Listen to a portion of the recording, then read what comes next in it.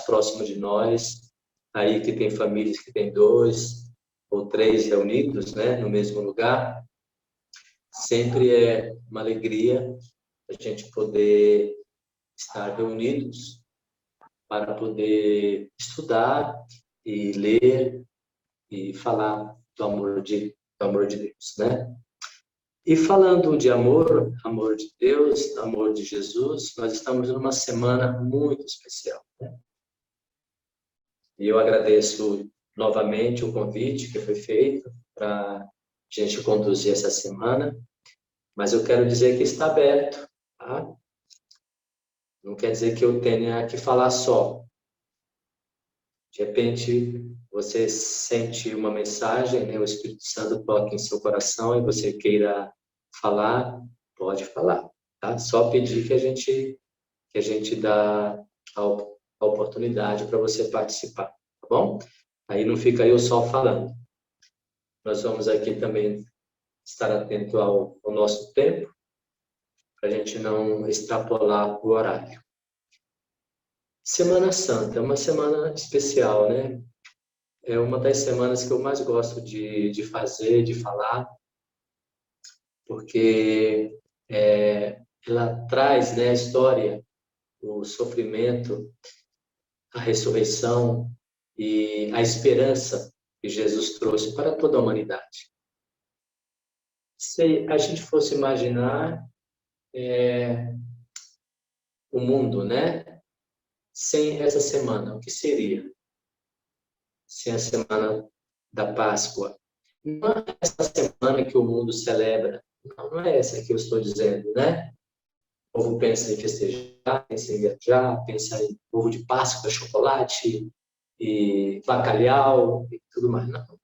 Estou falando uma semana, se nós não tivéssemos uma semana onde nós pudéssemos restaurar, né? Restituir, avivar a nossa fé, a nossa esperança dentro da história de Jesus. A história real, não uma história fictícia, uma história de cinema, uma história teatral, uma história real, onde Jesus veio a essa terra cumprindo um propósito, uma missão de resgatar o ser humano. E nós fazemos parte desse resgate, tanto eu quanto você. Nós fomos resgatados, né? Do mundo. Se nós fôssemos olhar a experiência de cada um iria falar a sua experiência e talvez a situação que se encontrava quando Deus o chamou para essa maravilhosa luz. Ele chamou a mim e chamou a você. E é por isso que nós estamos aqui celebrando, né? Celebrando essa semana. É o ápice do cristianismo. É o ápice, né? É uma semana especial. Uma semana especial porque a gente vê a ressurreição de Jesus. A ressurreição. E o que seria o evangelho sem a ressurreição? Não seria evangelho. Não seria evangelho. E nós vamos ver isso nessa manhã, né? E eu quero ler o primeiro texto que está no livro de Atos, capítulo 1, versículo 8, que diz assim: mas recebereis poder ao descer sobre vós o Espírito Santo, e sereis minhas testemunhas, tanto em Jerusalém, como em Judeia, Samaria e até aos confins da terra. Eu gostaria de trazer à memória, né, ou de levar os irmãos que estão acompanhando, né, a mensagem há mais de 12.000 anos atrás. Ontem nós falamos, sexta-feira, os acontecimentos que aconteceram no dia de sexta-feira. Jesus ele foi crucificado e foi morto. Hoje, sábado de manhã, silêncio. Silêncio absoluto. Era o dia de descanso, sábado, o dia de descanso. E Jesus estava lá na tumba, uma tumba fria. Ele estava lá. Mas havia forças maiores que talvez nós, como seres humanos, não somos capazes de compreender aqui, que estavam trabalhando para que no próximo dia que seria domingo, pela manhã, Jesus ressuscitaria. Mas ali era sábado, era um dia de descanso. Eu imagino que após a crucificação de Jesus, a liderança religiosa da época, os líderes, eles tiveram o pensamento: até que enfim nós conseguimos vencer esse tal de Jesus. Eu imagino que eles tenham pensado isso. Porque o desejo deles era tão grande de perseguir a Jesus, ao ponto de levá-lo à morte. E agora Jesus não estava mais entre eles. Ele estava morto. Então, para essa liderança que tinha esse desejo ardente no coração de aniquilar com a vida de Jesus, foi um sucesso. No entendimento deles, foi um sucesso. Eles alcançaram o que eles desejavam, o que eles mais queriam. Então, eu imagino que foi uma sexta-feira muito tensa, muito desgastante, com muito sofrimento, muitas dores e alegria para o grupo, para alguns. Para aqueles que preservavam, aqueles que ficavam num alinhamento com a religião. Porque para aquele grupo, o mais importante era defender o seu ponto de vista dentro da religião. Eles não conseguiram tirar a tapa que vedava os seus olhos. Estavam com os olhos vendados e eles não conseguiam olhar através das escrituras, através da profecia, que aquele homem que pediram a prisão a Pilatos era o Salvador, era o príncipe, era o rei, era o Salvador. Eles não compreenderam isso. Eles não entenderam. Porque eles tinham outras preocupações. Mas tudo isso passou. Agora, no domingo, pela manhã, a gente tem um grupo de mulheres, ali, Maria, a outra Maria também, que é considerada a mãe de Tiago, foram ao templo, foram ao sepulcro, né? Foram ao sepulcro para acompanhar, para ver o que estava acontecendo ali.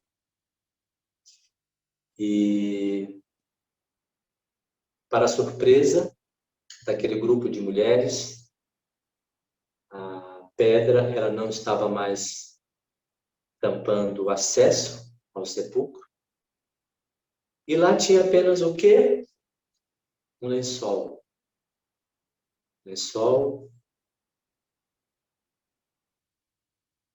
A frieza do lugar. manchas de sangue naquele lençol e a tumba estava vazia. E não demorou muito para que a notícia corresse. Mas quando nós olhamos justamente após esse ato da crucificação de Jesus,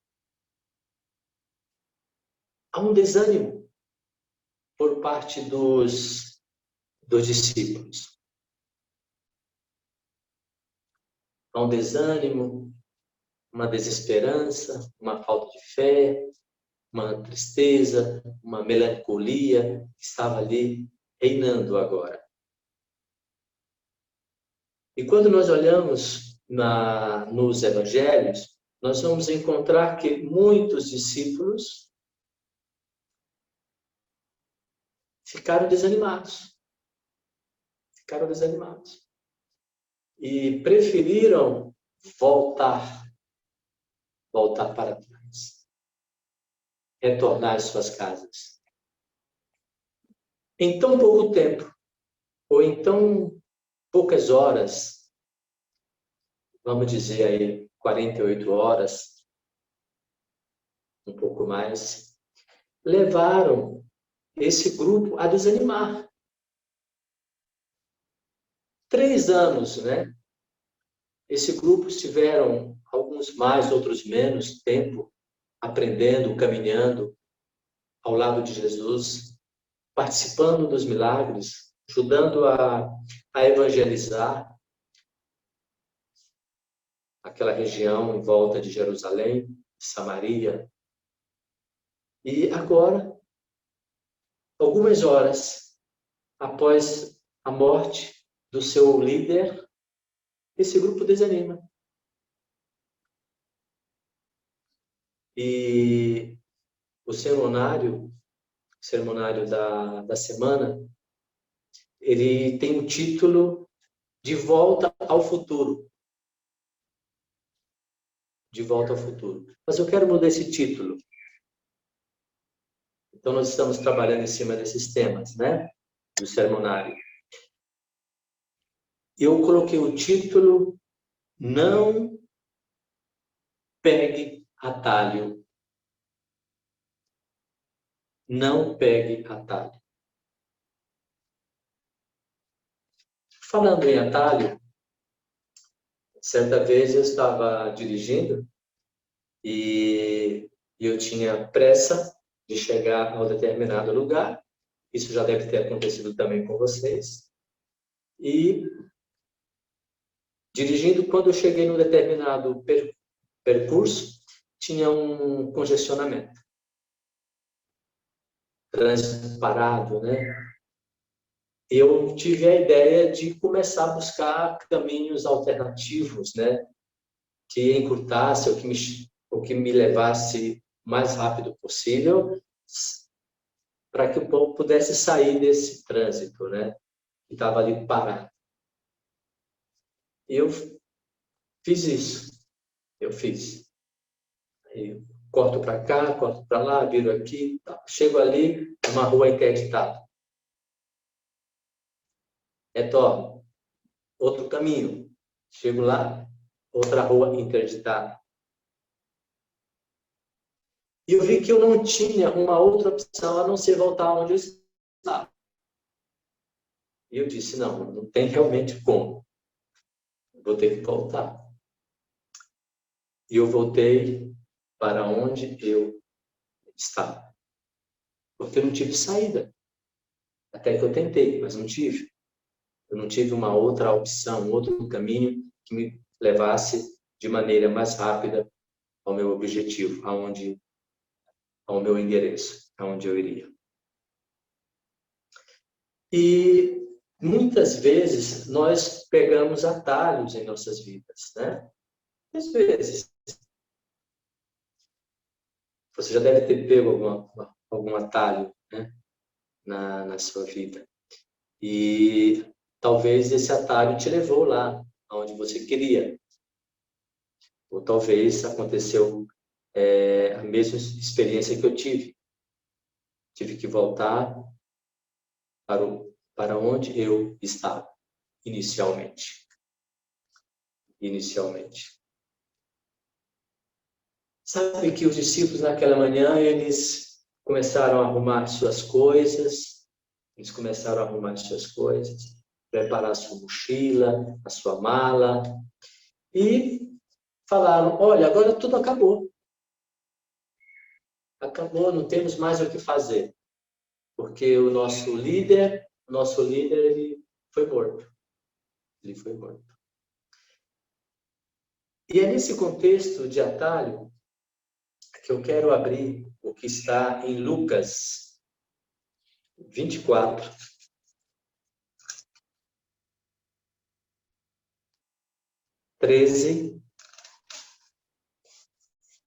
Ao versículo 35.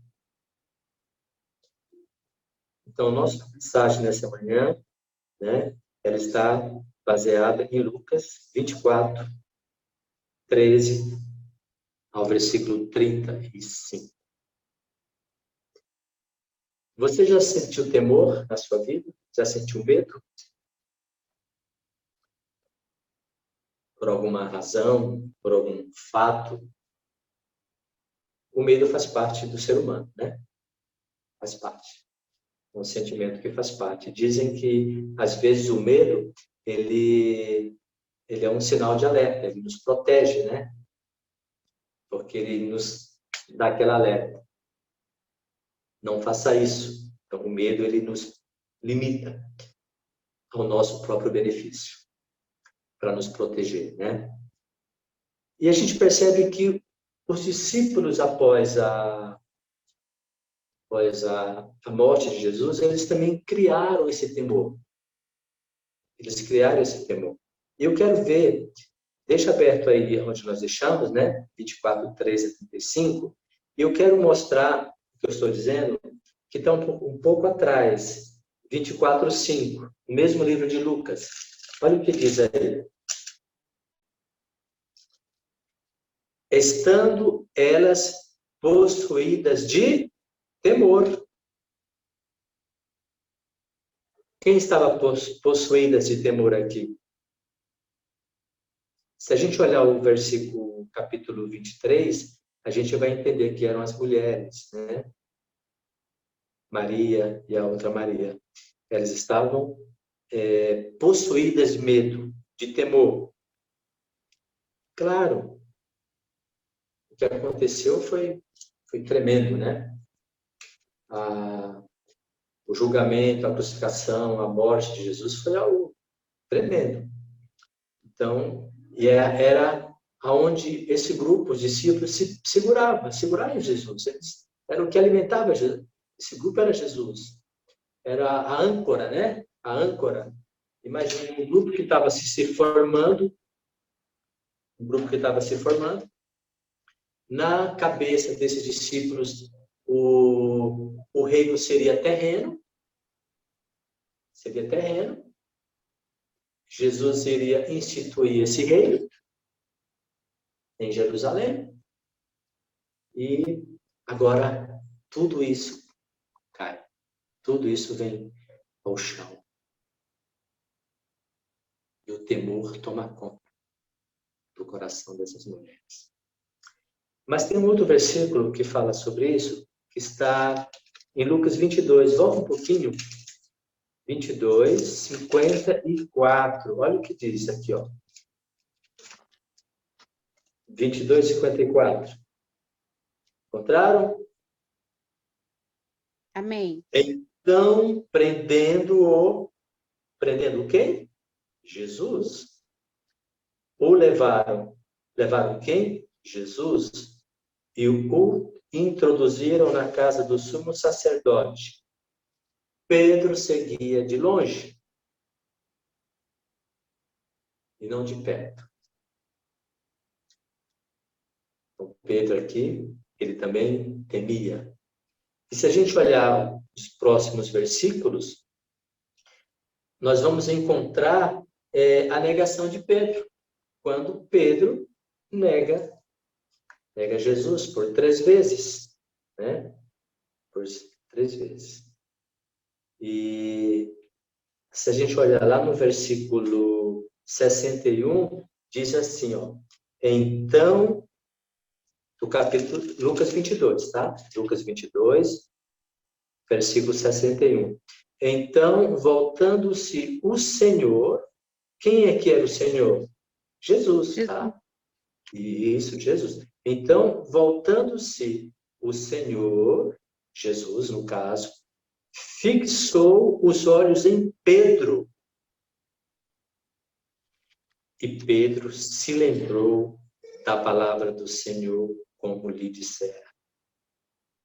Hoje, 3 vezes me negarás, antes de cantar o galo. E Pedro aqui está negando antes da crucificação de Jesus. Ainda ele estava onde? Estava sendo preso e levado lá na casa do sumo sacerdote, onde teria um pré-julgamento religioso ali, né? Com Jesus. Mas Jesus estava ali. E ele olhou para Pedro. Pedro negou a Jesus. Então eu fico pensando, qual é a estrutura que tinha esses discípulos? E quando a gente olha para nós, né, hoje como seguidores de Jesus, a gente pode pensar qual é a estrutura espiritual que eu tenho? Qual é a estrutura? Será que realmente estou preparado para os momentos mais difíceis, mais cruciais que vão acontecer, ainda vão acontecer, porque agora é só princípio, né? Nós sabemos disso. São os princípios das dores. E quando vier realmente, igual diz lá no Nordeste, né? Eu não sou do Nordeste, eu sou de Goiânia, né? Mas lá no Nordeste fala, quando vier a hora, pega para capar, né? E quando vier a hora que pega para capar, como é que vai acontecer? Quantos vão pegar suas mochilinhas, pegar suas coisas e esquecer? O temor será maior? Vai tomar conta das nossas vidas? Ou nós vamos ser corajosos ao ponto de defender a nossa fé, defender os nossos princípios, defender Jesus? Agora está fácil, né? Nós estamos pregando, estamos cantando, nós estamos comendo, estamos bebendo. E quando chegar o momento realmente da perseguição, como nós agiremos? Aí eu quero agora ir realmente para o texto que está em Lucas, né? 24, 13 até o 35, que é a nossa mensagem nessa manhã está baseada nesses versículos. E o título diz: Os discípulos no caminho de Emaús. Havia passado 3 dias, de sexta aí até domingo, né? Até domingo. E sabe que tem um versículo lá em Mateus 23, 37. Eu vou abrir esse versículo, mas vocês podem ficar aí, eu vou só olhar para mostrar aqui na Bíblia como Jerusalém tratava os seus profetas. 23, Mateus 23, 37. Diz assim: que matas os... Matas quem? Os profetas. Isso mesmo. Olha só. Jerusalém, Jerusalém, que matas os profetas e apedrejas os que te foram enviados. Aconteceu isso, né? O que Jerusalém fez com Jesus? Era um profeta, era um enviado, era o Filho de Deus, né? Então, Jerusalém, a princípio, é um ou essa liderança, né, que representa aqui Jerusalém, ela é uma Jerusalém vitoriosa. Aparentemente, a vitória ela tinha sido, tinha ocorrido para esse grupo de pessoas, né? E é por isso que Cleopas, né, que era um discípulo também de Jesus, e o versículo fala aqui, ele e mais um, né, desistiram,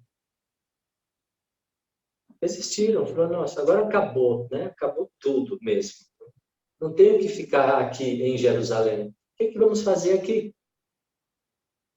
Vamos voltar, vamos pegar as nossas coisas e vamos embora. Então, esse foi o pensamento inicial dessa dupla de discípulos, né? E eles vão sentido a Emaús, de Jerusalém a Emaús, 11 quilômetros, uma caminhada, né? É de 11 quilômetros. E eles vão caminhando, aí sentido as suas casas. Eu não vou ler, mas tem um outro versículo lá, que também diz que Pedro e mais 7 discípulos, eles retornam para a pescaria. Então, parece que houve uma desintegração, né? Uma disseminação dos discípulos. Houve uma desistência e, ao mesmo tempo, cada um foi para o seu destino.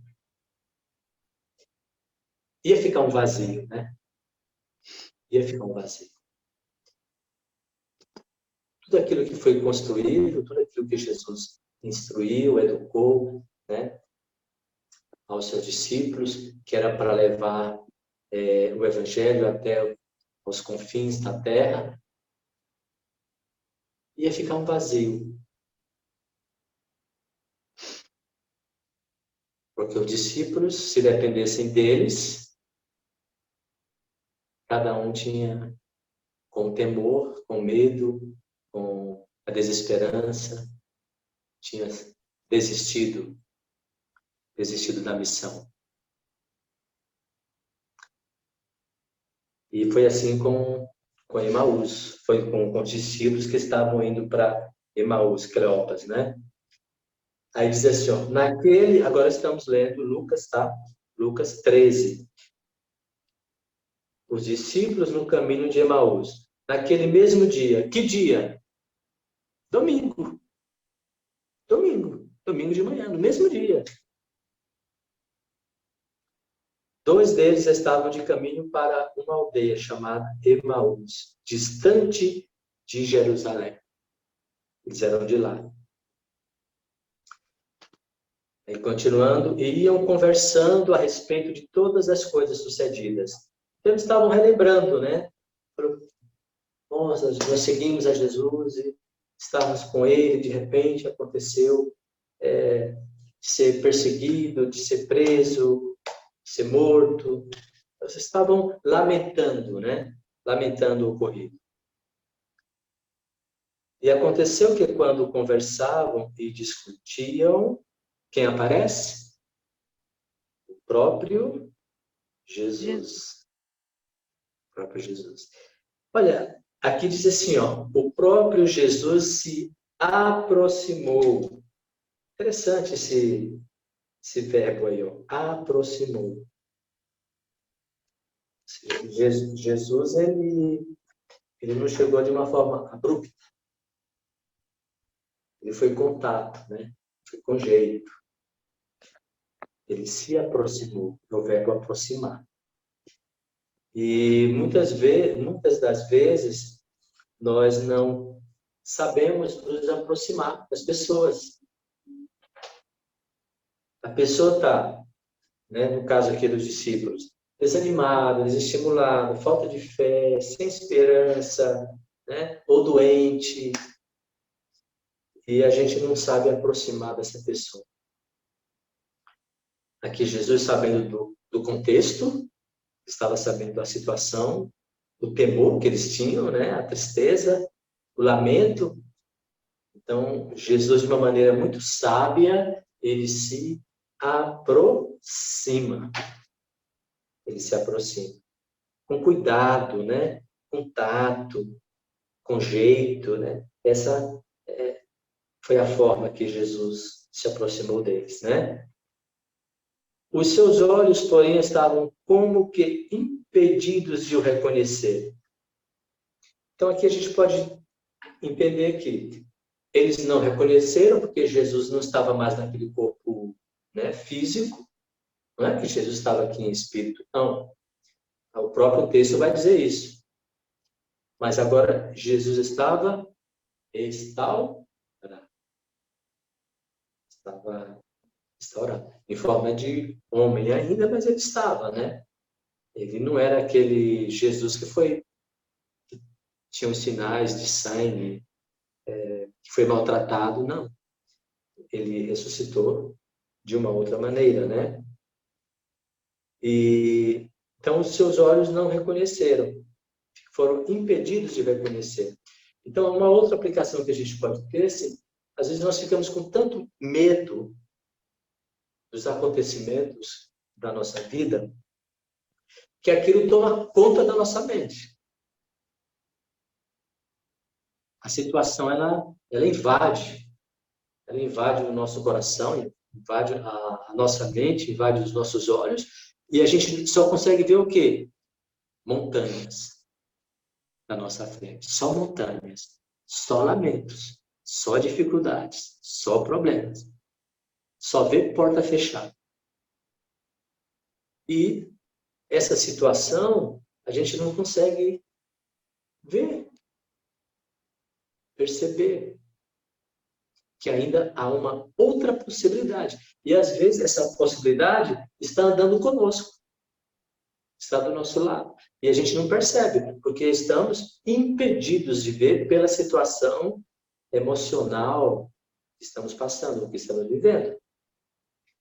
Era isso que estava acontecendo aqui com esses discípulos, né? Então lhes perguntou Jesus: que é isso que vos preocupa? O que vos preocupa? Qual é a preocupação de vocês? O que lhe preocupa hoje? Meu irmão, minha irmã, o que me preocupa a mim? Né? Qual é a preocupação que nós temos? Então Jesus perguntou: qual é a sua preocupação?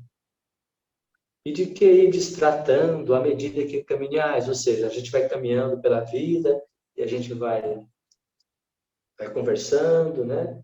Vamos caminhando, os dias vão passando, os anos vão passando e a gente anda preocupado, ainda mais nesses tempos, né, que nós estamos vivendo.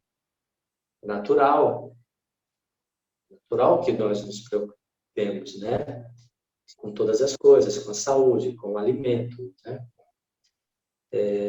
Mas Jesus pergunta: mas por que está tão preocupado?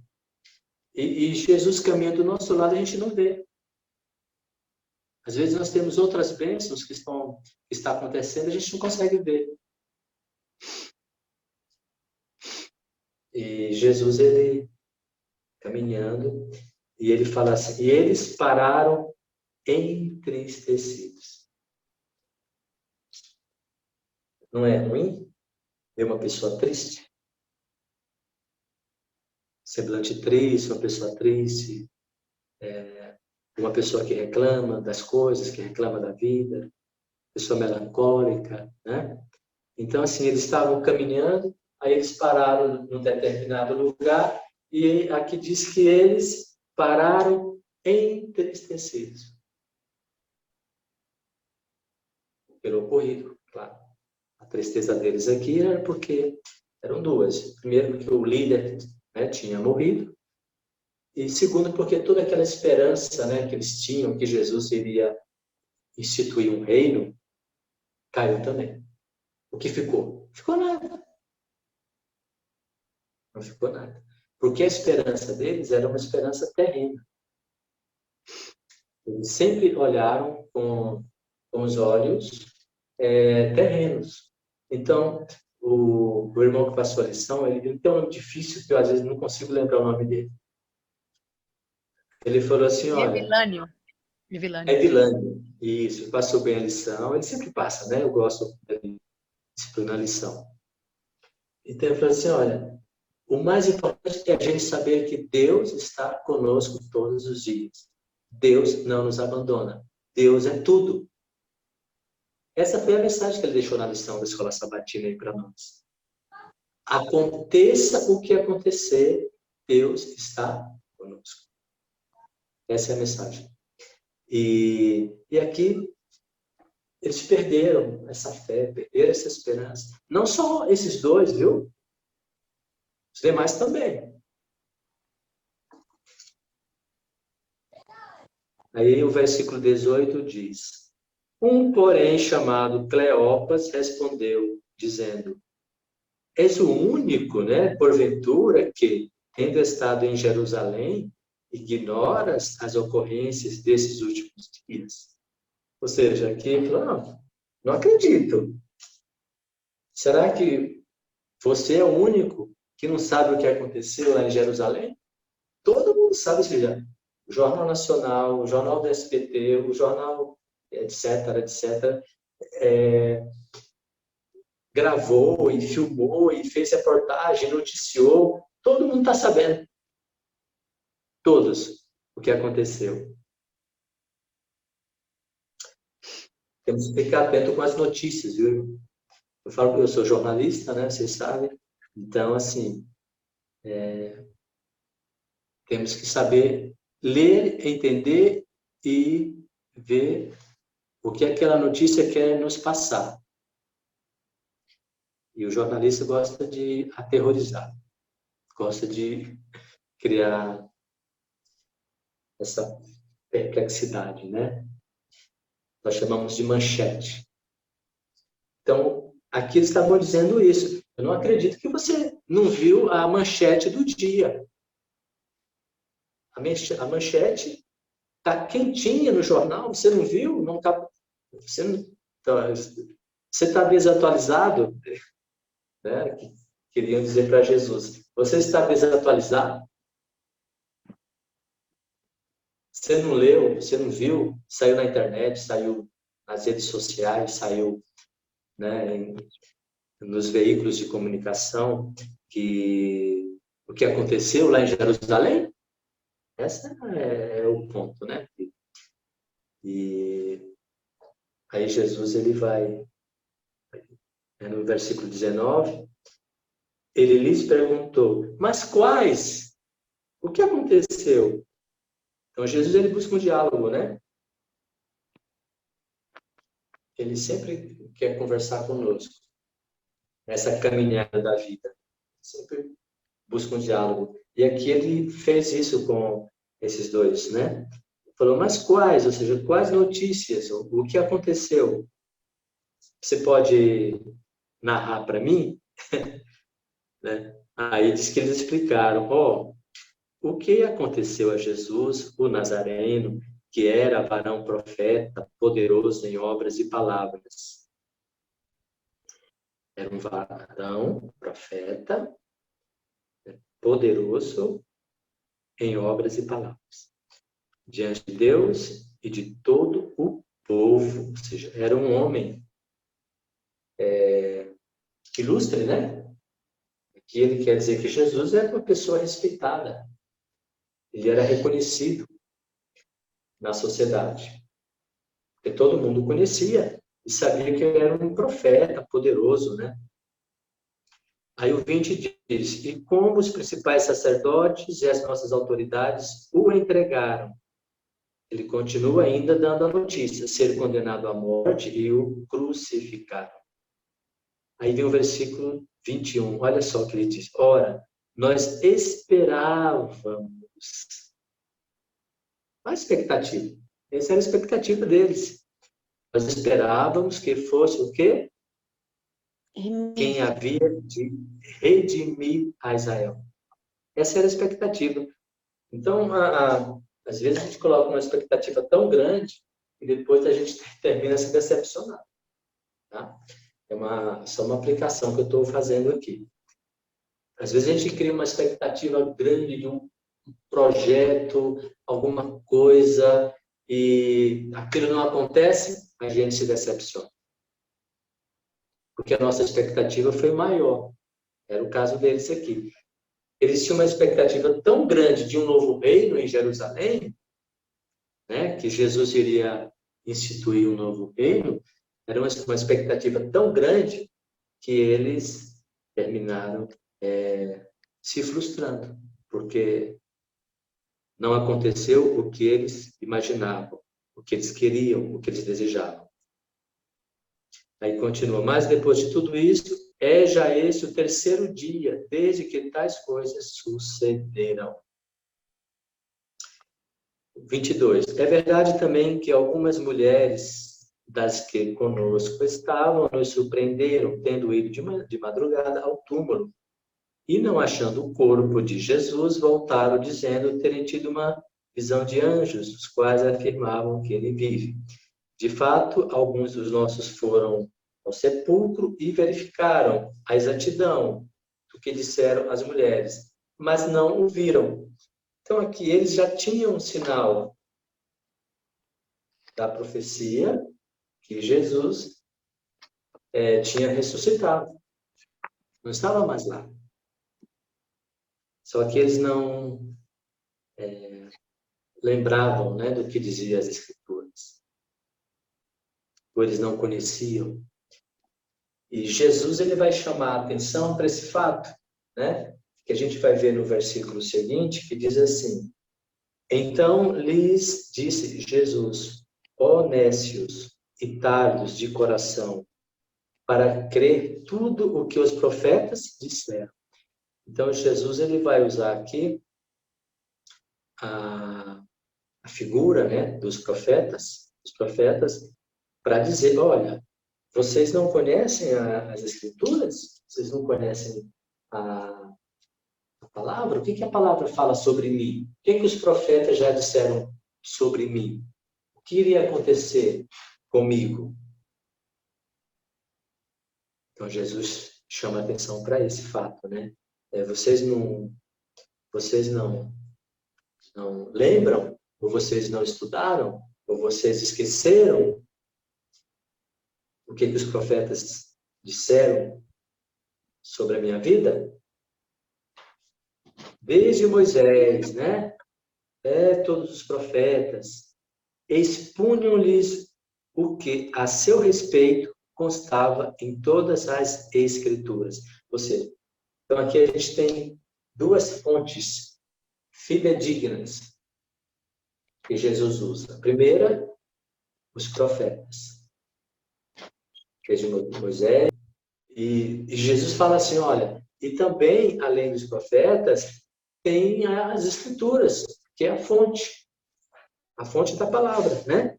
Então, Jesus aqui está mostrando para eles que o que aconteceu de sexta-feira até domingo já estava registrado, já estava profetizado.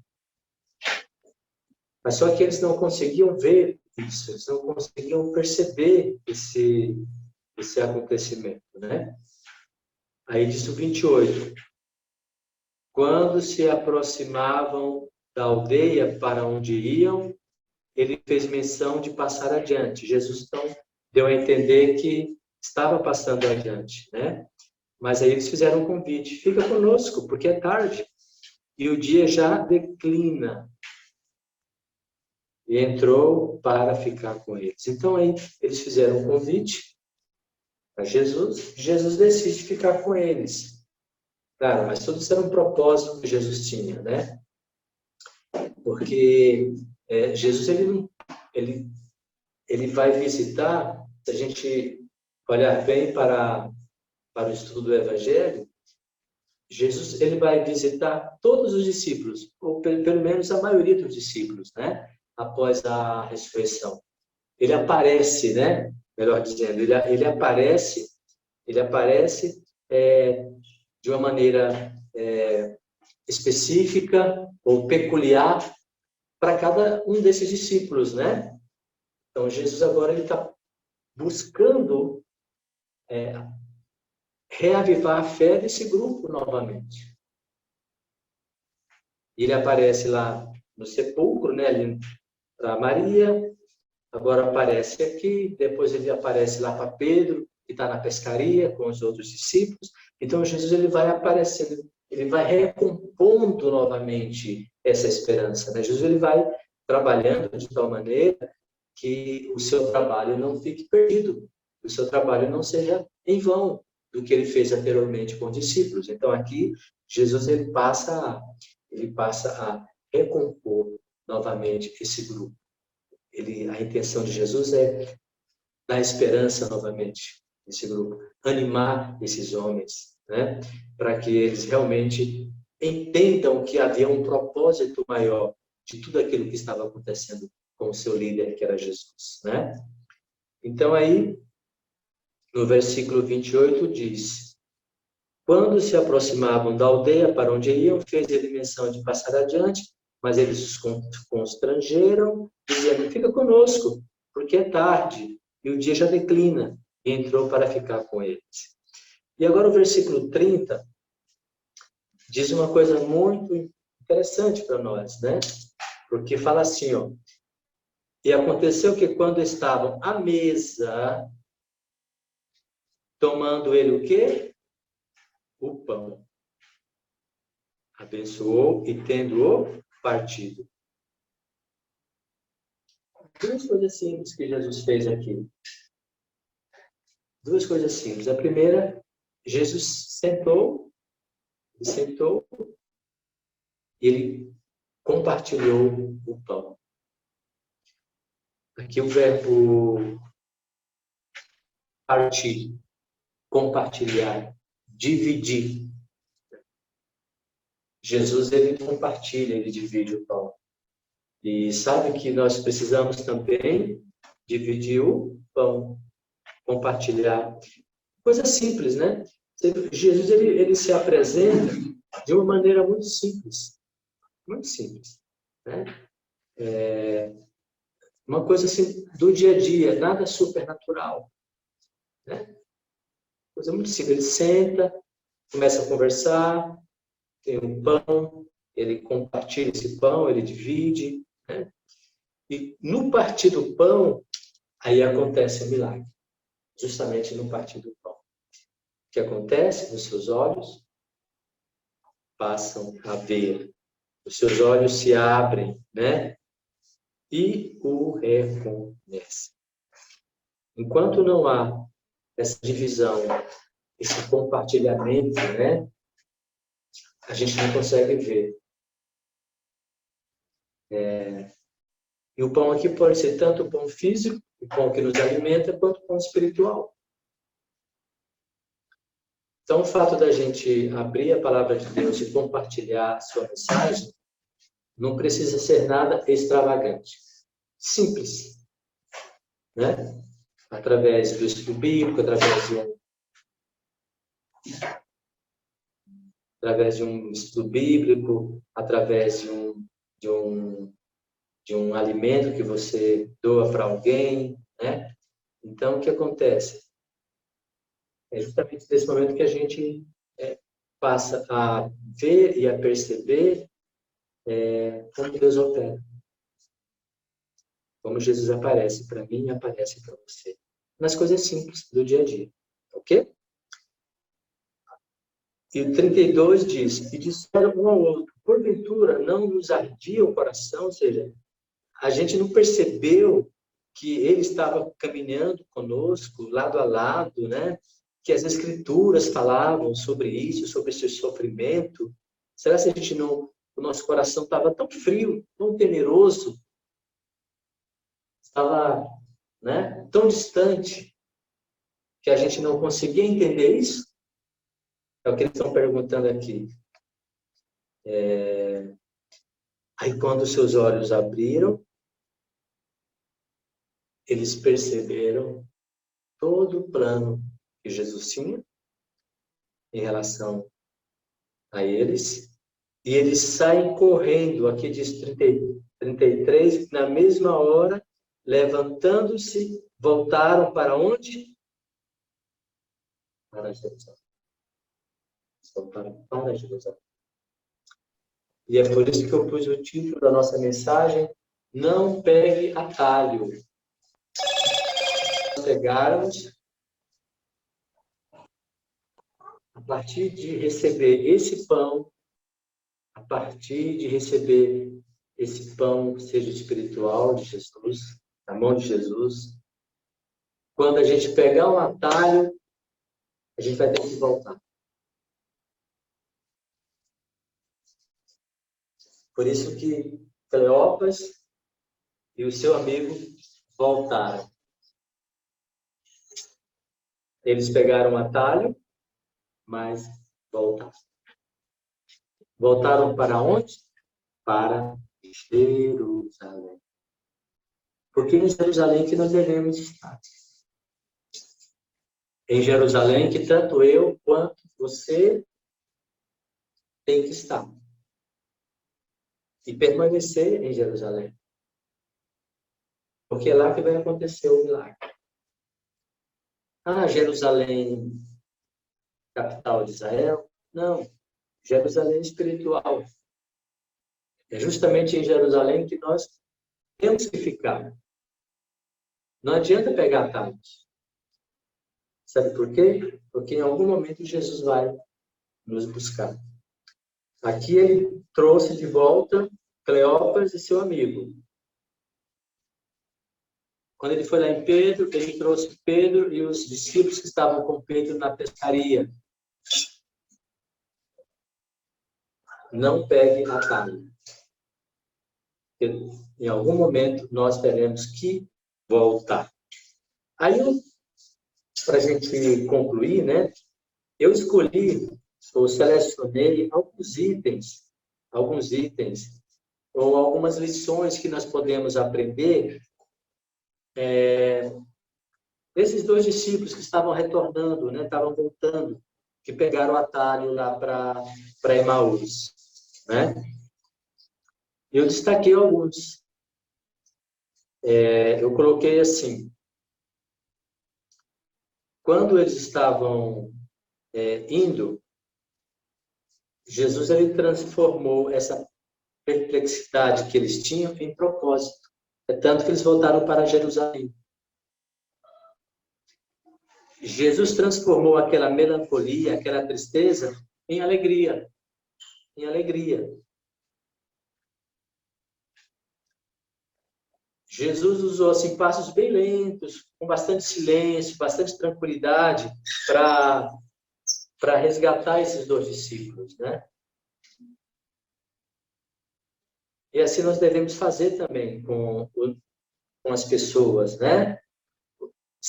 Usar passos lentos, com silêncio, tranquilidade. Eu também destaquei que eles estavam em pânico, né? Eles estavam em pânico. E Jesus transformou aquele pânico em paz. Eles estavam com uma confusão mental, uma confusão espiritual. E Jesus dá uma clareza para eles. Jesus aponta, olha, os profetas, as escrituras. Eu também notei aqui que Jesus não desiste. Jesus não desiste, nem de mim e nem de você. Eu posso pegar um atalho, mas Jesus ele sempre vai buscar. Pode passar 1 ano, 5, 10, 15. Eu não sei quantos tiveram a experiência de sair dos caminhos do Senhor, mas se você saiu e voltou, Jesus trouxe você. Amém. Ele não desiste. Aqueles homens estavam temerosos, sem esperança, aniquilados, arrasados, porque o seu grande líder tinha morrido. Eu anotei também que nós precisamos voltar a Jerusalém. E essa Semana Santa é uma semana que a gente tem que ter isso bem claro. Nós precisamos voltar a Jerusalém. Porque o nosso rei vive, Jesus vive, ele está vivo, ele não está morto, ele ressuscitou. E quando nós voltamos a Jerusalém ou à casa do Pai, é ali que nós nos alimentamos, ficamos mais fortes, né? É ali que nós nos preparamos cada vez mais para a evangelização. É em Jerusalém. Não é em Emaús, não é em Betânia, não é em Samaria, é em Jerusalém. Jerusalém pode ser a minha casa, pode ser a sua casa, pode ser a minha igreja, a sua igreja. É aqui que nós nos alimentamos através dos profetas, das escrituras e relembrando essa Semana Santa. É todo o sacrifício de Jesus Cristo. Eu também anotei o seguinte: não deixe que os sentimentos da perda, da tristeza, da melancolia, da dor, obscure a sua visão. Não deixe. O passado, o passado não é o único tempo que nós temos. Eu vejo muita gente presa ao passado. Ah, aconteceu isso. Ah, minha mãe faleceu. Ah, não, o passado, ele é passado. Jesus, ele ensina isso aqui. Ele mostra aos discípulos uma nova perspectiva de vida. Ele fala assim, olha, vamos olhar para frente. Aconteceu, mas vamos olhar para frente. Jesus está dizendo isso aqui. O passado não é o único tempo que existe. A gente tem um presente e tem um futuro. Eu também anotei que sem a presença de Deus em nossa caminhada, porque nós estamos numa caminhada, cada um de nós, às vezes nós somos revoltos, né? Somos revoltos, nós estamos nessa caminhada, tá? E Deus está nessa caminhada conosco. E se Deus não estiver conosco, se Jesus Cristo não estiver conosco nessa caminhada rumo a Jerusalém, sabe o que vai acontecer? Nós seremos apenas caminhantes. Caminhantes. Sem destino. Caminhando. Chama andarilho, né? Seremos andarilhos. Não. Nós somos filhos de um rei, nós temos propósito, né? Deus nos capacita, nos dá sabedoria, nos dá a motivação espiritual. E é isso que ele apresentou para esses discípulos no caminho de Emaús e para os outros também, após a sua ressurreição. Ele visitou cada um deles ali, dentro do seu contexto, na sua situação, e ele foi alimentando e mostrando e se apresentando novamente, olha, eu estou vivo, toca em mim, né? Toca aqui. Isso é real, não é ficção. Então, a ressurreição de Jesus, ela fortalece o nosso apostolado. A ressurreição de Jesus, ela fortalece minha fé. A ressurreição de Jesus, ela fortalece a minha esperança. E eu não posso fazer um apostolado, eu não posso pregar para as pessoas se eu não tiver essa fé na ressurreição. Se eu não creio na ressurreição. Então, nessa manhã que Deus nos abençoe, capacite a você e a mim, para que possamos seguir firmes nessa caminhada rumo a Jerusalém. Não pegue atalhos, volte. O melhor lugar para você é aqui, em Jerusalém. Que Deus me abençoe você. E fica essa mensagem para nós neste sábado